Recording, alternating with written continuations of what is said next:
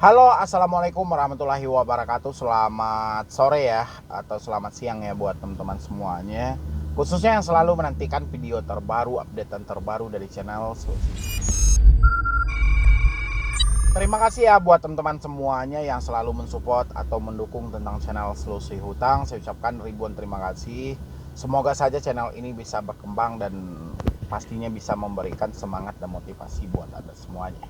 Ya, oke. Jadi seperti judul video kita hari ini yaitu pinjol stop menggunakan debt collector ilegal.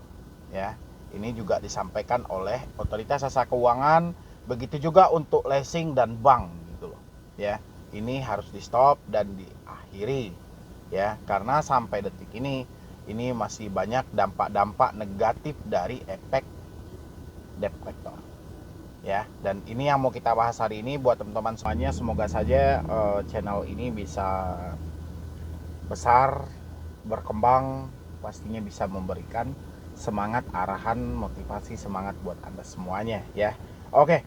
Jadi pinjol stop menggunakan debt collector ilegal ya, karena kata OJK setiap perusahaan yang menggunakan debt collector yang tidak sesuai akan ditindak tegas ya. Tidak tegas ini kita belum tahu nih kategorinya seperti apa, apakah izinnya akan dicabut ataupun mungkin dia akan dimusnahkan di Indonesia, ini kita belum tahu. Tapi sesuai dengan kata OJK akan tindak tegas perusahaan pembiayaan yang menggunakan debt collector yang melanggar hukum ya. Kategori dari melanggar hukum ini banyak ini.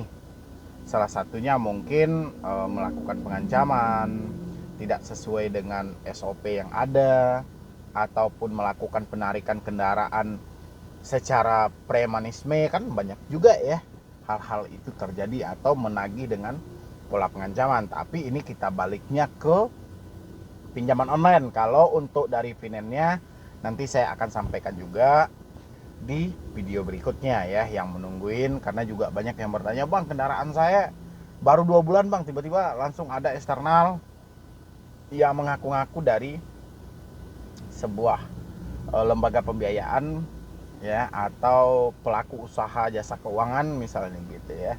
Mereka menarik paksa bang kendaraan saya. Dan praktek-praktek seperti ini kalau masih terjadi di lapangan, nanti saya juga akan bikinkan videonya spesial buat teman-teman semuanya. Jadi kita akan pecah ini, kita tidak akan fokuskan ke pinjol, tapi ke semuanya, pinjol, leasing, bank, dan pelaku usaha jasa keuangan lainnya ya. Oke, tapi yang ini kita bahas dulu yang untuk pinjolnya. OJK akan tindak tegas perusahaan pembiayaan yang menggunakan debt collector yang melanggar hukum. Anda boleh lihat di situ ya.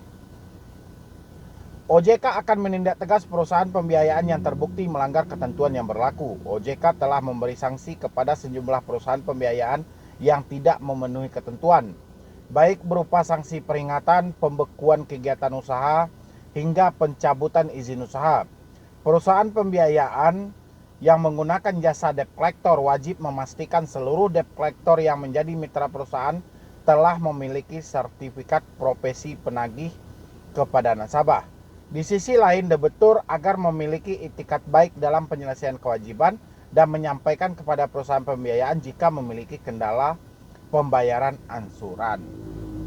Ya, jelas ya di situ ya. Jadi debt collector harus memiliki sertifikat profesi. Ya, sertifikat profesi ini sesingkat pengetahuan saya itu harus dikeluarkan dari APPI kalau untuk di leasing bank. Tapi kalau untuk di pinjol itu harus dari AFPI. Pokoknya mana lembaga yang ditunjuk oleh Otoritas Jasa Keuangan untuk pengeluaran ini ya. Dan debt collector ini juga harus memenuhi tahap demi tahap dulu dan melalui seleksi demi seleksi dulu, cocok atau tidaknya. Tapi di lapangan kita tidak menemukan hal itu. Justru kita malah menemukan aksi-aksi sebuah preman ya, atau pola seperti preman pasar dalam menagih ya. Walaupun terkadang di lapangan ya, yang namanya debt collector sering dapat gas dari orang yang ngutang ya. Tapi disinilah poinnya, kita sebagai penagih hutang harus bisa menaklukkan sebuah situasi. Ya, bagaimana kalau yang mulai ngegas ini adalah debt collectornya? Apa yang terjadi dengan si debitur? Ya, debitur mempunyai itikat baik kok, seperti yang disampaikan oleh OJK. Alangkah baiknya si debitur ataupun nasabah mempunyai itikat baik. Apabila ada kendala, sampaikan. Ya, debitur berusaha untuk menyampaikan. Penyampaian si debitur terkadang didengarin, banyak yang enggak didengarin. Ada yang didengarin, tapi banyak yang enggak didengarin. Ya, contoh, di tengah situasi seperti ini saya di WFH, gaji saya tidak keluar. Ya, itu umpamanya, atau gaji saya tertahan. Akibat PPKM saya tidak bisa berusaha. Ya, dan saya minta perpanjang waktu sementara, beri saya waktu sementara sampai PPKM ini selesai dan saya bisa beraktivitas lagi, saya bisa berusaha lagi untuk mengumpulkan uangnya. Apa yang terjadi ketika ada seorang nasabah menyampaikan hal seperti itu? Justru yang mereka dapatkan adalah hinaan, cacian, ancaman. Emang perusahaan punya nenek moyangmu? Kata ini sering terjadi, bahkan lebih parah. Ya, emang kau siapa? Baru dengan bahasa, wah ini segala macam, pokoknya banyak itu yang lebih parahnya. Ya, OJK di sini menyampaikan apabila si debitur atau nasabah mempunyai kendala, sampaikan ke perusahaan pembiayaannya. Ya, saya yakin hampir semua debitur ataupun nasabah yang ada di Indonesia ketika ada kendala ingin menyampaikannya. Ya, tapi apakah penyampaian mereka ini akan diterima dengan baik? Di lapanganlah pembuktian yang sebenarnya. Ya, tapi saya angkat jempol 2 pada OJK. Kalau memang benar OJK akan menindak tegas debt collector ilegal yang telah melanggar hukum, oke, kita akan buktikan juga di lapangan. Apabila dari teman-teman semuanya masih diancam atau ditekan oleh debt collector, tolong rekam itu dari perusahaan mana. Yang penting mereka menyebutkan dari perusahaan mana, tagihnya berapa, ini segala macam, tolong rekam dan bagikan kepada saya melalui email. Ya, kalau memang ini OJK benar-benar. Tapi kalau ini hanya sebatas ucapan, karena banyaknya problem saat ini tentang penagih hutang, saya nggak tahu ya, saya nggak bisa juga menerangkan. Kita lanjutkan ini ya. Mengacu pada POJK nomor 35 atau POJK .05/2018 tentang penyelenggaraan usaha perusahaan pembiayaan.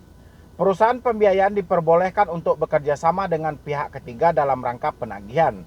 Yang dimaksud dengan penagihan adalah segala upaya yang dilakukan oleh perusahaan pembiayaan untuk memperoleh haknya atas kewajiban debitur untuk membayar angsuran, termasuk dalam melakukan eksekusi anggunan dalam hal debitur yang one prestasi. Ya, memang dibenarkan. Boleh, silahkan gunakan jasa penagih hutang. Silahkan. Baik itu menjemput tagihan ataupun mengeksekusi anggunan yang one prestasi. Ya. Dalam proses penagihan pihak ketiga di bidang penagihan yang lebih dikenal dengan istilah debt collector diwajibkan membawa sejumlah dokumen. Ya, ini Anda catat baik-baik. Diwajibkan membawa sejumlah dokumen. Baik ini kendaraan, mobil ataupun DC pinjol, ya. Yang paling pertama ini untuk motor lah dulu ya, leasing, kartu identitas. Ya, baik di leasing, bank, pinjol, kartu identitas mereka juga paling utama.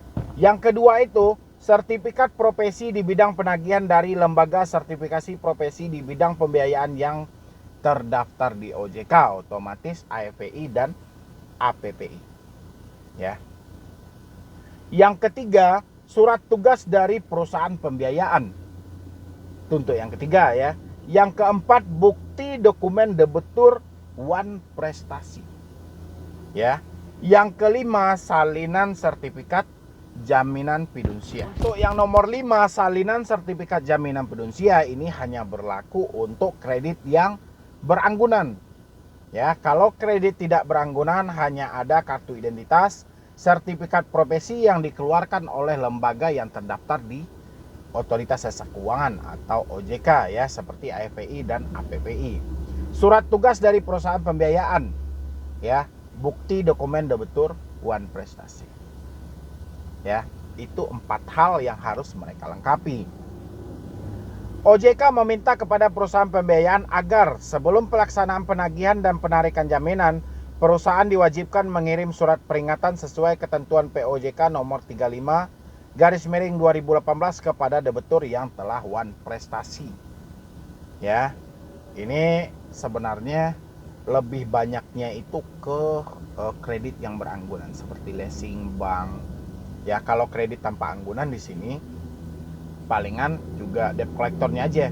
Jangan sampai melanggar hukum, jangan sampai berucap kasar nih segala macam. Makanya kita butuh dokumen-dokumen yang valid, bukti-bukti yang valid untuk memproses ini.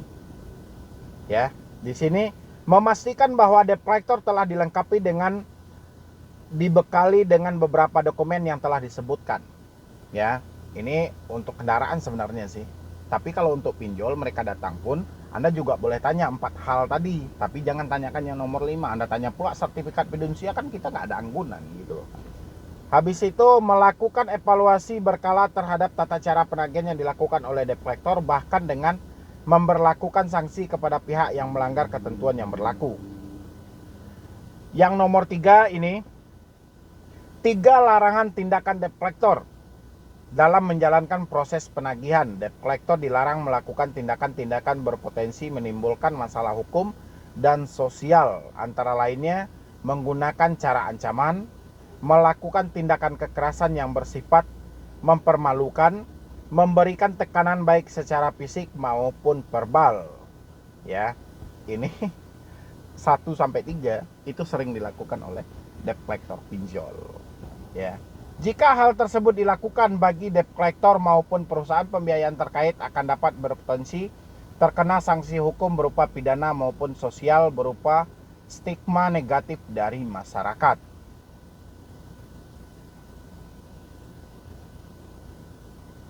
Ini mana lagi nih? Sebagai bagian dari edukasi kepada publik, OJK bersama Asosiasi Perusahaan Pembiayaan Indonesia (APPI), Kemenkumham dan Kepolisian rutin melakukan sosialisasi fidusia dengan target peserta dari publik, polisi, akademisi, debt collector, lembaga swadaya masyarakat, dan perusahaan pembiayaan. Hal ini dilakukan sebagai bagian dari mencerdaskan masyarakat dari sisi regulasi serta memberikan pemahaman terutama mengenai fidusia yang memang memiliki dudukan legalitas yang jelas dalam konstruksi hukum nasional, ya. Jadi sampai di situ teman-teman mungkin lebih paham. Dan kalau ada aksi-aksi yang di luar itu misalnya masih dilakukan oleh debt collector, tolong direkam itu dari perusahaan mana dan kirimkan kepada saya melalui email. Nanti saya akan coba ke otoritas jasa keuangan. Kalau enggak, kita akan publikasi di channel saya, ya, biar kita tembuskan kepada otoritas jasa keuangan. Kita melihat ini tindak tegas yang dilakukan oleh OJK ini yang seperti apa. Ya, mungkin dari saya cuman itu aja. Saya mohon maaf. Mudah-mudahan ini bisa membantu teman-teman semuanya, terutama yang saat ini diburu atau masih diancam oleh debt collector. Dan untuk teman-teman yang terjebak di leasing, yang kendaraannya sedang macet atau mobilnya sedang macet, insya Allah kalau nggak besok, saya akan bikinkan satu video buat Anda, karena juga banyak yang bertanya hal seperti itu. Ya, dan saya juga mau berbagi sesingkat pengalaman saya. Sekian dulu dari saya, Medi Broni. Puasa.